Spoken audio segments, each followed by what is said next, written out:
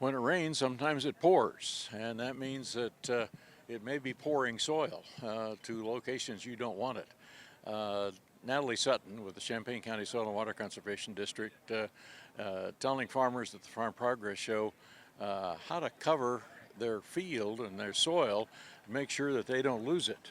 Because we lose a tremendous amount of soil when it goes out the tile and in the ditches. Yes, we sure do. So what we're showing today is that keeping the coverage on the soil surface helps prevent runoff and losing our important soil that we need to keep in place.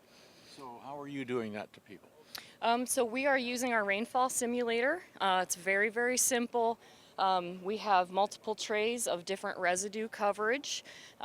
And then also what would be like if we had an example of living root system like cover crops or filter strips, and we run the rainfall over it, and after so long you start to see what the runoff looks like, and it varies from coverage to coverage.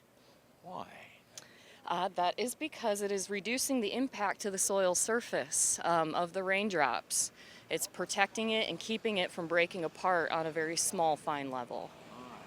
In a county like Champaign or Macon or Piatt or wherever it might be, how much soil are we losing over a given period of time? I have a feeling it could be substantial. It is pretty substantial.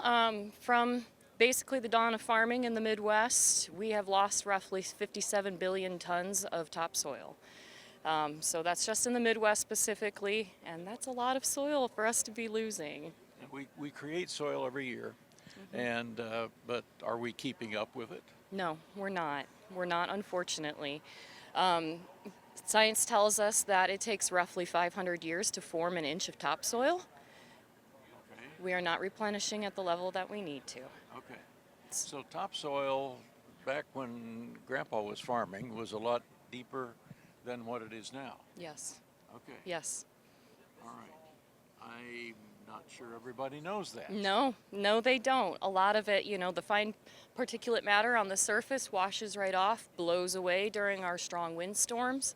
That's why it's very, very important to keep something living in your soil at all times. Okay. And that's not just cover crops, but it's Correct. Also you've got corn residue Yes, there. yes. So reducing your tillage and leaving some of that residue on the field to cover and then break down organically and add to matter in the soil. Okay. How fast are farmers adopting cover crops and changing their tillage practices to leave more residue? Are we increasing that percentage year after year? I feel confident that we are. I work within cost share systems and assisting NRCS with things.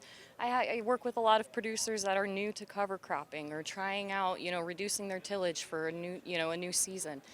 I have new customers weekly that come in, so I feel very confident that we are moving in a good direction. Well, if you've got new customers weekly, that means that they are getting spurred to do that. Yes. So Yes. the message of soil conservation apparently is getting out and is having an impact. Yes.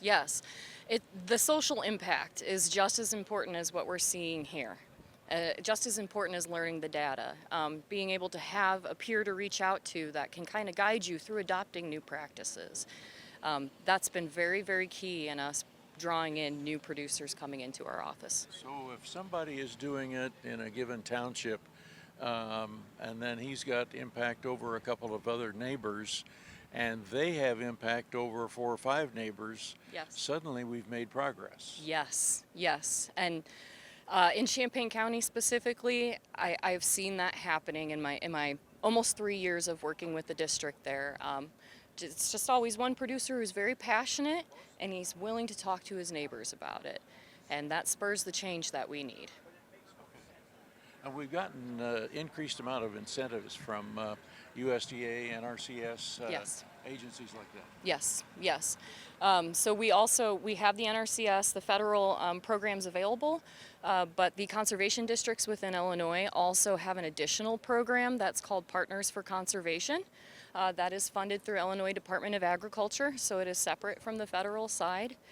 So it's just another additional layer of help that we can offer our producers. Okay.